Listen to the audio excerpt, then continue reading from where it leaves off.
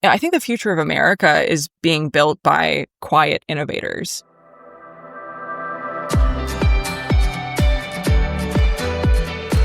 Welcome to Leaders of the West, a podcast for innovators and changemakers.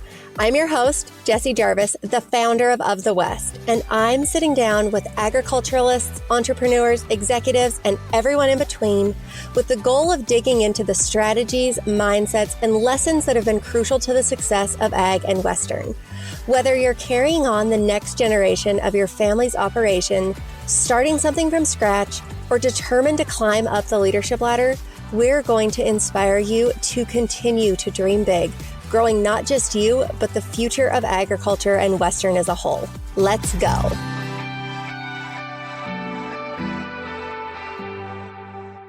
Okay, I promise we're going to get to today's episode, but before we do, I have to share the coolest message that I received from an employer recently who used the site to hire their newest employee. Here it goes. My overall experience with Of the West job platform was beyond my expectations.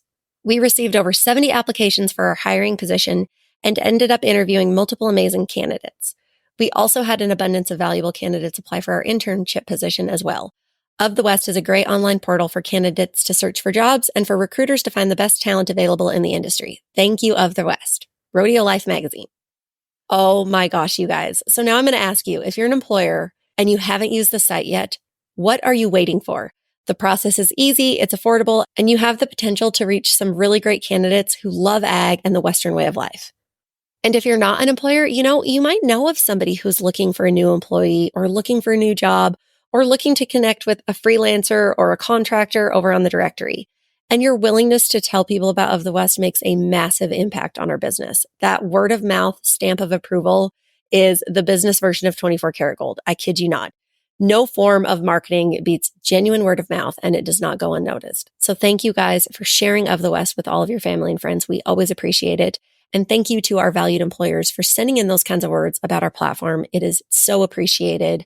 As always, you guys can go to ofthewest.co to find your next job, employee, or business to contract with. That's ofthewest.co.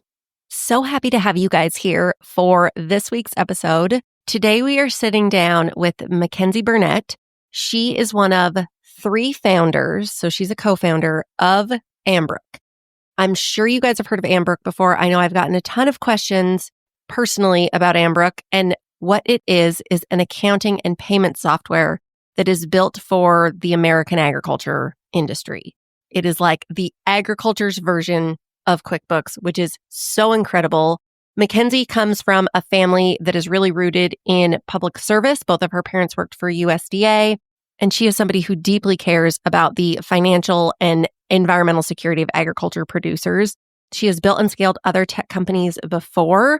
So this interview is really, really fascinating. It's not something that we've ever done before. So here's how the show goes. We talk a lot about how Ambrook was founded and Mackenzie's background. And then towards the end, for those of you who are interested in possibly incorporating Ambrook into your operations, we really go into the nitty-gritty of how it works, what you can do, and all of that. So this is a great episode. I'm really inspired by Mackenzie. She was listed as one of Forbes 30 under 30. Obviously, that is a huge honor. So you guys are in for a real treat today. Let's welcome to the show, Mackenzie Burnett. Mackenzie, I have so been looking forward to having you on the show and to getting to have this conversation with you. You have a really interesting background. It is a blend of tech and policy and agriculture, kind of a little bit of everything. Can you give us a quick snapshot of what path led you to here where you are at this very point in time? Yeah, absolutely. And first, I've been really looking forward to this conversation as well. So thanks so much for hosting me. Across policy, tech, and now ag, what those 3 things really do have in common for me is that I've really searched for what I can do, so whatever I can do that will have the biggest impact on the issues that I care about. And I think I've always been drawn to places where the right tools can make a really big difference. And in my experience, you can reach a lot of people with software because it's highly scalable, right? You build something once and then you distribute it to as many people as you can.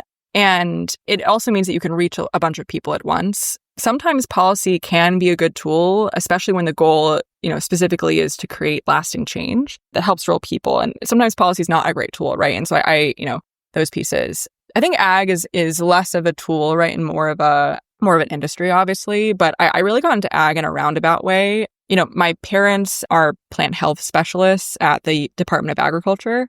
And, growing up as a kid and whatever your parents are doing, it is both, it's pretty normalized, right? It just seems like kind of not a big deal. And I think as I got older, I got more and more interested in the work that they were doing and how they sort of saw their own view and their role in the larger ag ecosystem. And so I kind of got into ag in my own way. I was doing some research in grad school on how the Pentagon understood emergent threats. And something that came up over and over again was that food and water scarcity was considered to be a threat when it came to conflict around the world, both domestically and internationally. And so I ended up working at a firm the summer in grad school that worked with a lot of farmers in the Central Valley. And so I kind of spent the summer of 2018 driving up and down the Central Valley talking to farmers about water and other issues that they were facing. And I honestly just kind of fell in love with the whole industry from those conversations. It combined a ton of my interests and including my parents' background. But I didn't grow up on a farm. Like I didn't come from a background in farming. And so I figured that the only skill that I could contribute was software. Like that was the only skill that I had. And so I really wanted to figure out a way to break into the industry. And so starting a software company was my way of doing that.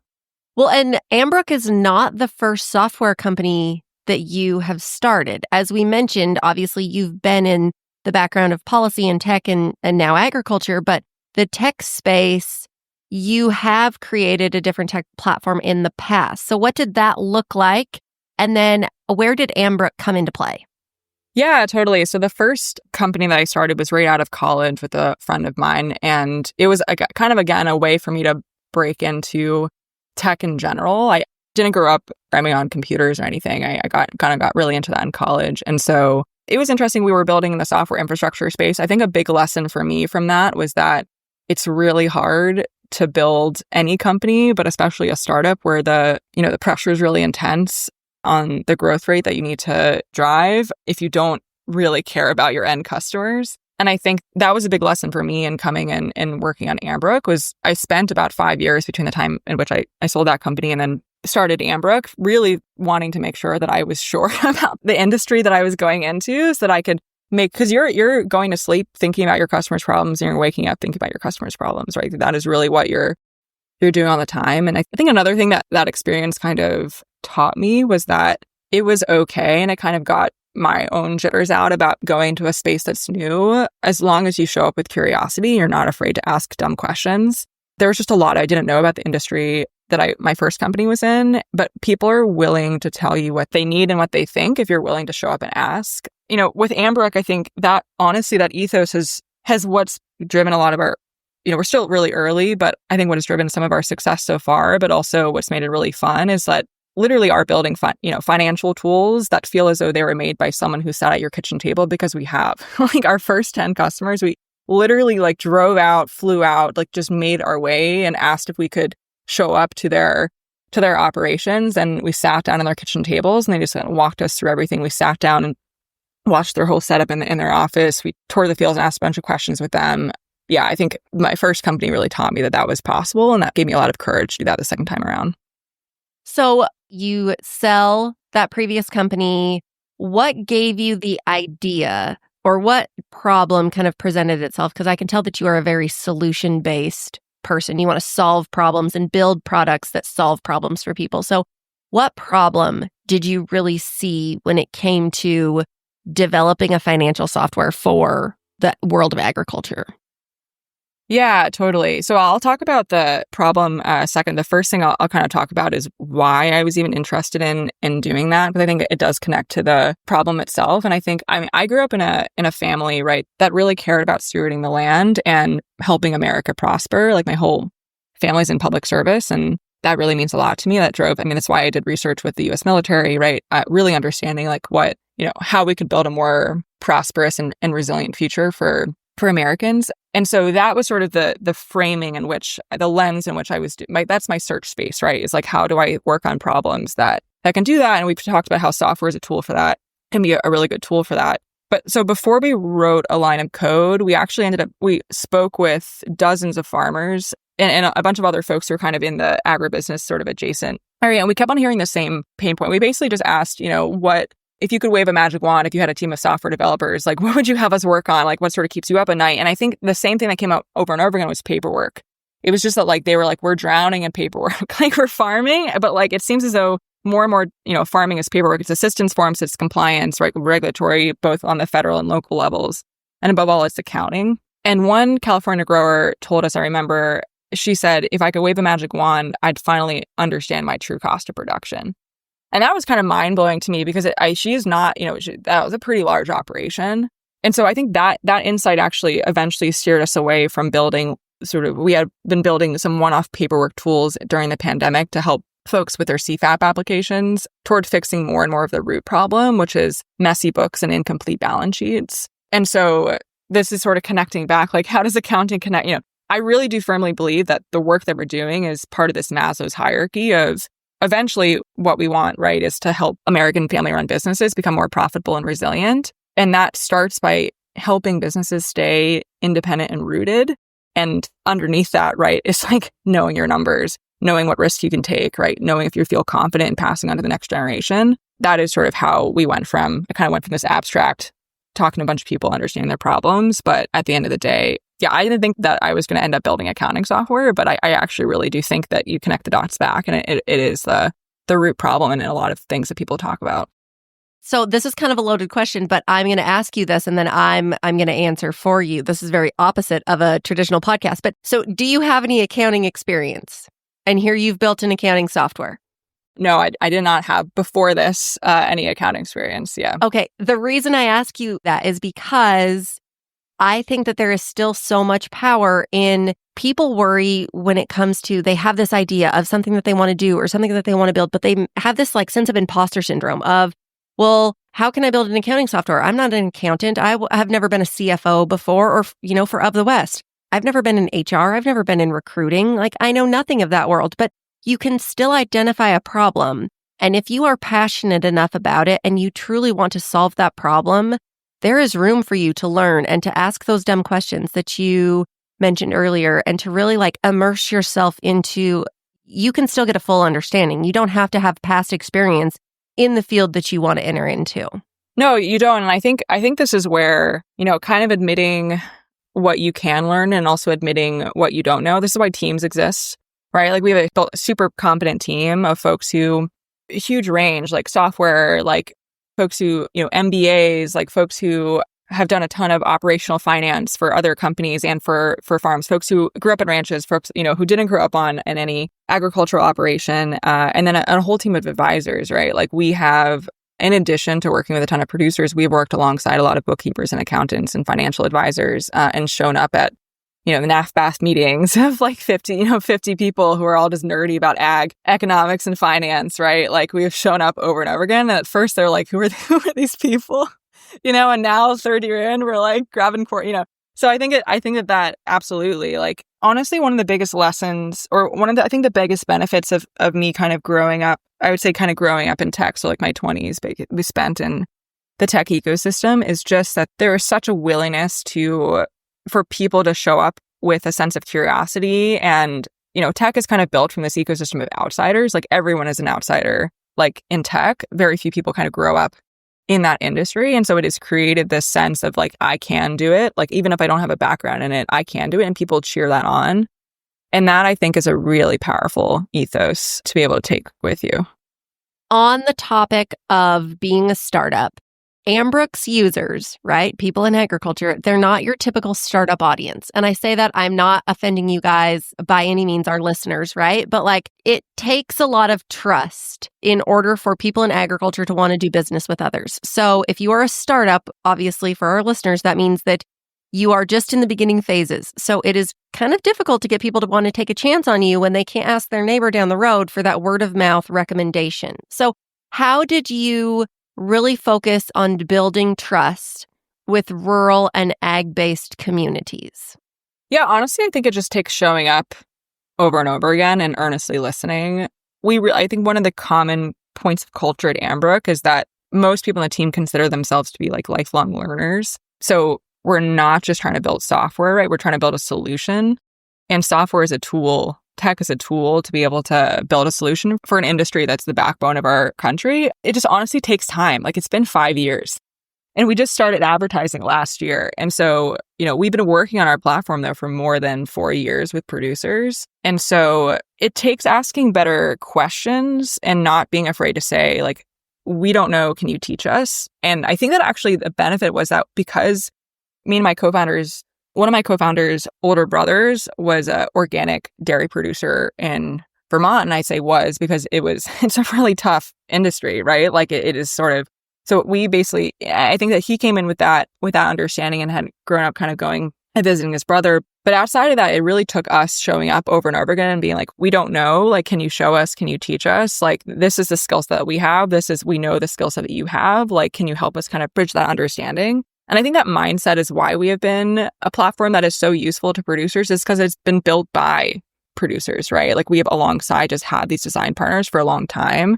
I think the future of America is being built by quiet innovators, right? Like, just like the producers that we've met on farms all across the nation, producers are constantly having to be resourceful. They have to evolve and innovate on their own farms. You see this all the time with the vertical integration we were talking about, right?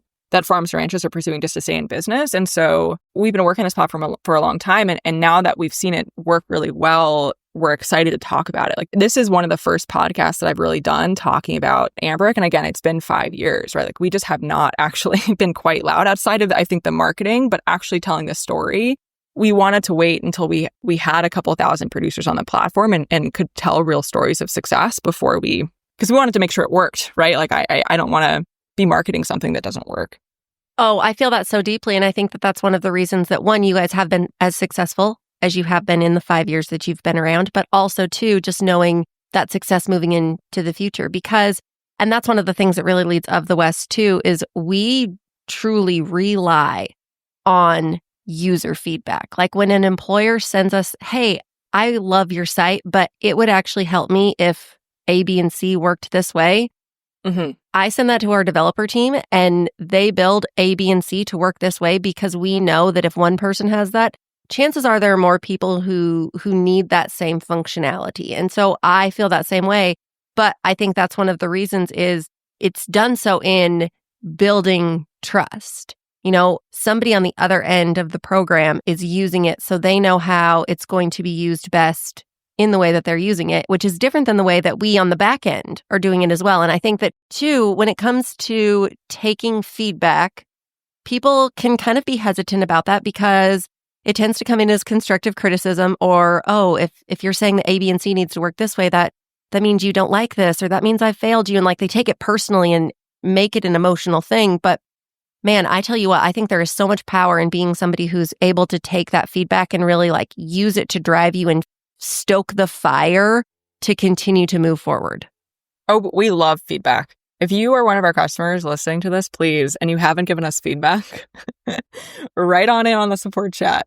It is so helpful. I cannot stress, because you can imagine, like, where, just like anyone, just let's take software away. I think software sometimes, for folks who might not be living and breathing software all the time, maybe it feels intimidating to give feedback on a workflow, or this isn't working for me, or maybe a bug that you see or something like that, or something that's confusing. But it's just like any product that you shop for or buy. The people who are creating that product desperately want to make sure that they're spending their time correctly, because it's expensive, and people feel bad if they build something that, like, that people who are using it aren't telling them whether or not it's working for them. It's like, all we want is to build a product that people love. And that is what like gets me up every morning, and everyone on my team. Like, that is why people build products. It's something that they can be proud of. So yeah, absolutely. Feedback is a gift.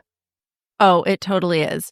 Okay, I want to kind of flip the script a little bit and talk about you specifically, which I know is probably difficult because I can tell that you are, as you said earlier, the quiet innovator, the quiet hustler. You've had some really high profile wins. You were one of Forbes 30 under 30.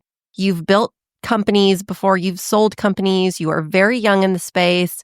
What is something about just leadership in general that has taught you something, or what is kind of maybe one of your most memorable or biggest lessons that you've learned thus far in your career? I know that's a big question. Yeah. I think no one has all the answers, I think is the biggest thing that I've realized. Even whenever you get to the next rung of whatever ladder you're trying to climb in a space or your career, where you thought people actually at this point, these people really have their stuff together, right? Like they don't. Like that is basically what I realized, is that like that was actually very empowering for me to learn. Because I think, yes, definitely experience builds wisdom. Experience is really helpful, but I don't need to be intimidated by people just because they have more experience than I do, or that there's some other power dynamic. Like I should listen and learn. I definitely have imposter syndrome in these different areas, but I think the biggest lesson over and over again that I keep on relearning is that when I get to the next rung, everyone is just as normal as the as the space that I was in before. And I was like, oh, so like some of you know what you're doing and some of you don't know what you're doing, just like before. That actually, it means that the reverse is true too, though, right? Which is interesting, which is something that I learned the hard way, is that my job as a leader is not to reassure my team that I have all the answers, but instead to let them know when I think I know something versus when I don't know, but here's how I plan to find out, or to figure it out. Because I think sometimes folks, I realize, really just want to know that that you see the problem, basically, that they're seeing. I don't think my team, I've realized that they don't always need me to have the solution, but they feel way better if they know that I see the same problem that they're flagging. And so, yeah, I think both sides of that have been something that I've taken away. Oh, those are both really, really good. So kind of along those same lines, in your experience, how do you lead differently building an ag service provider versus in maybe the tech world? Like, is there anything that you have had to unlearn stepping into the ag industry? Yeah, it's a good question. And I think I'll first caveat by saying I think it definitely is possible to be in ag and in tech. Like a lot of the dynamic that I deal with every day is, I build a software company. So I'm, any ag tech company that's building software is dealing with, like, you're dealing with investors, you're trying to hire engineers, right? You're figuring out your growth loops and different distribution funnels. But I think specifically in ag, you have to expect longer risk reward cycles than, say, if you're building AI for startups or something, right? It's much, much faster feedback loop. And so what I've had to kind of unlearn in some aspects and then kind of relearn and apply here is, how do you lead a team through these longer builds, right? When you don't necessarily always see the feedback. I mean, we were sitting in beta for like 2.5 years with just 30 producers, right? Who had signed up to be part of that early, we call them design partners program. And so, doing that, helping investors see that the ag market is full of opportunity and worth investing in, right? Like I definitely had to learn a different form of leadership because you might not see the payoff immediately. So you need to make sure you bring people along for the ride and really tell the story and vision before you have all the hard data to back it up, which is hard, especially for me, because I really prefer, if I could just ideally like live my life, I would always like under promise and over deliver. But I think I've had to learn, I do want to normally have my actions speak louder than my words, but I've had to learn how to find the right words to lead people to the right actions, if that makes sense. Mm-hmm. I think that's something I had to kind of unlearn and relearn for this ecosystem. I think that you bring up a really powerful point in the sense that it does take a little bit longer in our industry, right? I think part of that, though, is because if you are a company who is building athletic wear, who is your ideal customer? I mean, every woman in America, right? So there's a much wider pool to grow from. But when it comes to agriculture, 2% of the population, it's a much more niche group. But as I say, the riches are in the niches. But you're not building an airplane, you're building a rocket ship. Like it's going to take a little bit longer, but you're not just flying to the next city, you're headed to the moon. Right. Well, one, I think it would be hard to build for, I think right now in my life, I think, our customers are honestly the best. Like it's just so rewarding to be able to talk to them and show. And I know my teams feel the same way. Like whenever we get a chance to go and visit a customer on site, for example, you have way more people on the team who want to go than we can fit like into a car. You got to draw straws. Yeah, exactly. Like, no, seriously, like now the team is getting a little bit bigger, like we're, like, okay, don't worry, you're not going to the one in July, but you can go to the one in August. I think that's like, it is the favorite part of everyone's days is interacting with their customers. So I do think that's maybe more the emotional reward, but yes, it does take longer to build for a more niche audience. So let's talk specifically about what you guys have built, because we've talked about, the origin story and about you, but if somebody is listening to this, and I know before we started recording, we had talked about this, just about how many questions I specifically get about, hey, have you used Ambrook? Or do you know of somebody who has? Because I've been looking into it. So for those people out there who are interested in becoming users of the platform, can you give us the ins and outs of how it works, all of that? Yeah, totally. So Ambrook builds financial management tools, so financial tools for farmers, ranchers, agribusinesses. Specifically, what that is, it's full-on bookkeeping and accounting software. So you can use it to do your books, prep taxes, right? Keep track of different transactions, put together your balance sheet. We also provide payments. So that's your invoicing. If you want to have really clean, professional-looking invoicing and get paid by customers, either you can record it, either cash or check, or get paid digitally. We kind of facilitate that, as well as bill pay. So if you want to, you can either record the bills, or if you actually want to pay your bills through Ambrook, like you can one click mail a check without having to leave your home. That's something a lot of people really like. You live kind of far away from the post office. You can also sort of deposit checks into the software too. So the accounting side and the payment side, the piece that is, and all that is you can get that in something like a QuickBooks or some of the more generic platforms. The pieces that we have built that are specific to agriculture, or really any of these kind of complex, because farms are just super complex, they are multi-P&L. So what we mean by that, right, is that you have to deal with different business lines, different locations. Maybe you want to track by different metrics. You have different people, like ownership cost structures, that type of stuff, different entities sometimes as well. Farms are much more balance sheet heavy than your typical, maybe let's say a consulting service or something, right? You have to deal with complex assets and liabilities.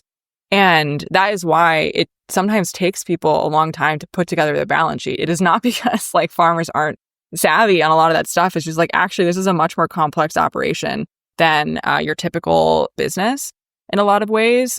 Not to mention inventory that grows and dies, which is not that is a very it's actually a pretty unusual set of inventory management than say a manufacturing plant or something. So there's just a lot of complexity. And so what Ambrook does is we also build the tools that not just help with farm specific tax prep, so the Schedule F roll up, or receipt management. So we have a lot of, I think one way is that we are using AI in a way that's really helpful, which I don't think AI is good at for everything, but is handling all the receipts. So turning the shoebox of receipts into just your Schedule F. That's basically what we do as automatically as we can. But we also do enterprise analysis. So if you want to understand, what is my cost per head, you can do that in Ambrook without having to have a background in accounting or financial management. And we have a whole team that is there and excited to support you getting to whatever business goal that you have. We've had producers who have used insights from Ambrook to double their business, and we've seen that in the data basically over time. We've had folks who use it to cut monthly bookkeeping time by more than half. We've helped one of our farms kind of uncover an annual loss in a dairy that was actually amassed by mixed financials, which is an insight that led to a pretty major shift in how they manage their land. Accountants have reported that Ambrook clients are some of their favorite clients because they're so organized. They're we've never seen someone come to us so organized. And then we've had farm financial advisors who have worked with clients on Ambrook who've been able to get to enterprise level insights for the clients in record time. And it's actually kind of unusual to have a platform that both does the sort of save time, save money, so just makes things easier, and a platform that actually can get to the level of complex insights. Usually you can pick one or the other, but you don't usually get both. I think that is something I'm quite proud of that our team has been able to do. And I don't think that would have been possible had we not been working with producers so closely over the past couple of years to really get understanding what are the activities that you need to do in order to produce the insights that you can actually take real action on. That is an overview of what we do and why and for whom. Okay, so if somebody is salivating at the mouth because accounting and bookkeeping and tax time is their nemesis, where can they find you guys? Where can they connect with you guys? How do they sign up? Give them the info. Yeah, totally. So Ambrook.com is, you can just go straight to our homepage. There's a lot of, you can click on Get Started. You can check out our pricing there. That gives a pretty good overview of the platform as well. You can also request to get a demo of the software. So we're happy to, wherever is useful. Some folks just like to read information on the website, click, it's a 30-day free trial. So there's really no risk to it. So you can go and check it out for free for 30 days. If you don't like it, you can cancel it, no problem. We try to have a plan for everyone. So you have folks who just want to be able to do basic tax prep, and that's really all they need. That's great. Like we're actually cheaper than QuickBooks is at every plan level in that way.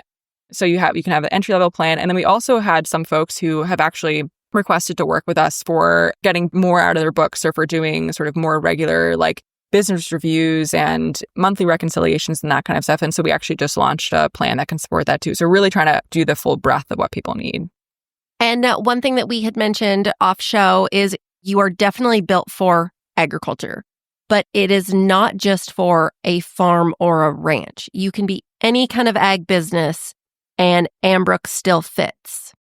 Yeah, that's right. So, and I think that ag businesses, I mean, it's so interesting. And we can probably have a whole episode on like, how do you actually effectively market products? But farms are not just farms, right? Farms are also trucking, companies and processing companies and construction and repair businesses. And so Ambrook really is built to serve, our focus right now is for building for an ag customer base.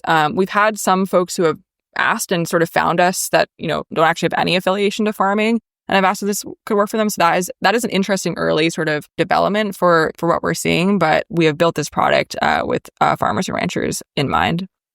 Okay. We can't let you go without hitting the rapid fire round. So these are the questions that we ask every guest. First one, what do you hope people remember most about you?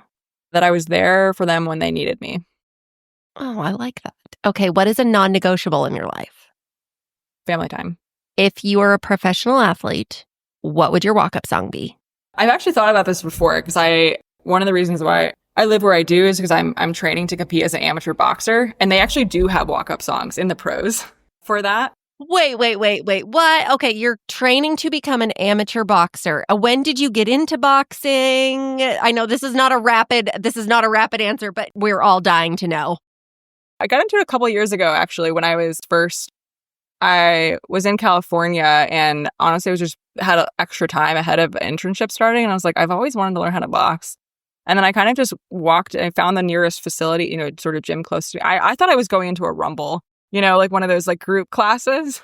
And instead I show up, it was in LA, and I show up, I'm on the second floor. I'm like, is this address right? It was like on the second floor of one of those outdoor strip malls. And I go in, it's a very small room of just a bunch of dudes, like 2 rings and a bunch of dudes hitting bags. And there's me. And I like just turn to the guy, like there's an old man that's sitting at the counter right next to me. And I turn to him and I'm like, hey, I would like to learn how to box, please. And he just looks at me. He's like, all right, Pep, like, can you give your number? Like, she wants to learn how to box. And so I'm like, I get this guy's number and I go home and I look up this gym and I look at the old man behind the counter. Like the gym was called Wildcard Boxing. And the man behind the counter, his name was Freddie Roach, who's one of the most famous boxing coaches of all time. He trains Manny Pacquiao. This is like where like the little rinky-dinky gym that Manny Pacquiao trained in. And I spent my whole summer, I like based the whole summer, and the coach that he ended up putting me in touch with was a former US Olympian boxer. And so I just spent the whole summer kind of learning that. And I got really into it. So when I moved to New York to be a little bit closer to family, Brooklyn is just known for having world-class boxing gyms. That was one of the reasons why I was excited about it. So I got back into it, and yeah, I've started to train to actually fight. So wish me luck. Okay, so what is your fight song going to be? Now we need to know. It's a little embarrassing, but it's basically like the warm-up music that I listen to is just a bunch of Spotify playlists of like dark Russian trap. It's like really intense music that has all these like garbled names that are kind of like that, but that is like the genre I probably would pick from. Okay. I like it. I will tell you right now, that was not the answer that I was expecting. That was the greatest answer ever. Not that I was expecting a bad answer by any means, but holy cow. See, you guys, we can learn anything new at any age, at any stage of our life, any place in the world. There's no such thing as imposter syndrome. I mean, there is, but there shouldn't be. Very true. Okay, what is the smartest thing that anyone has ever told you? Something I've been thinking about lately is the phrase, all platitudes are actually profound. Someone was talking to me about. And I think you need to have experience, you sort of need to experience it first to understand why. So I think it's, example of this is like, that I think about all the time with Ambrook is like, look for the silver lining. Because I've just seen it over and over again that any bad seeming circumstances actually present opportunities for new ideas or new learnings that we just wouldn't have done or had otherwise. I mean, I think it's the same reason why people appreciate reading the Bible. I think it's the same reason why people are attracted to any level of spirituality, right? It's just that at the end of the day, sometimes when you read something, it just, well, that sounds really simple. But actually, when you experience it, then you're like, well, actually, it turns out like look for the silver linings is really important. And the next person around, who hasn't experienced that is going to be like, what are you talking about? That sounds super simple. So yeah, that's something I've been thinking about a lot. I love that. Okay, last question of the day. Favorite things. Do you have a favorite podcast or a favorite book or a program, a product, maybe some life hack, a spot in Brooklyn or New York that if anybody is traveling to the area that they absolutely need to hit? Like, what's something that has changed your life that you think more people need to know about? Pimp it out.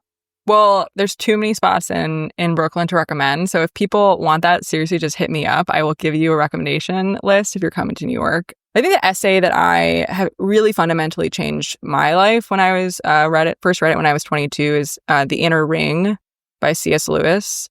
Someone I respect a lot sent me that essay when I was young, and it just absolutely impacted the way that I thought about craft and friendship and pursuing meaningful work and how those things are deeply intertwined. So that'd be my recommendation. Okay, I'll make sure it'll be linked that so the rest of you who are listening can read this. Mackenzie, this has been wonderful. Thank you so much for hanging out with us today. And then if anybody has any Ambrook questions, I know that you guys have a contact page on their website. They can probably DM you guys on Instagram or reach out in some way, and you guys will get them connected with their answers. That's right. Thanks so much, Jessie. I really appreciate the time. Of course. Kay, you guys know you can find us back here next week with a brand new episode of Leaders of the West. Until then, go crush it. We'll see you guys then.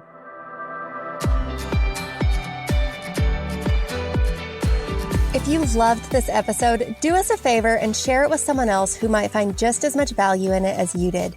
We're on a mission to continue to grow and strengthen the future of agriculture and Western industries, and you spreading the word helps us make more of a positive impact. It also makes a big difference when you take a minute to go rate and review the show. We can't thank you enough for listening, for sharing, and for loving Ag and Western as much as we do. We'll see you back here for our next episode.